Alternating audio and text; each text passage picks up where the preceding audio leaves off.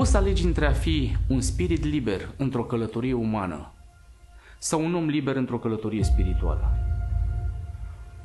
Ori filozofia mea de viață sau după ceea ce mă ghidez este să fiu eu însumi, cu greșelile mele, cu păcatele mele, cu neajunsurile mele, dar să fiu eu.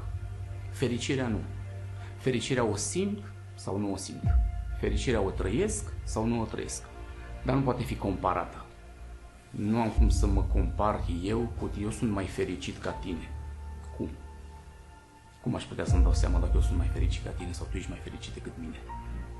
Plecând de la tinerii care îmi vin, că vorbim de deficit de atenție, că vorbim de diverse probleme pe care ei le au, sau adulți, nu mă interesează ca ei să ajungă campioni la box. Nu pot să-i spun sau să-l încurajez în sensul ăsta.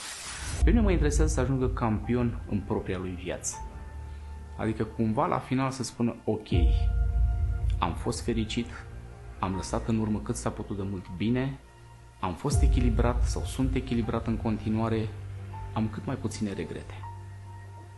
Pentru că e în natura noastră că atunci când ne lovim de probleme sau situații neplăcute, să căutăm mai mult motivele pentru care s-a întâmplat ceea ce s-a întâmplat, nu soluțiile pentru rezolvarea lor.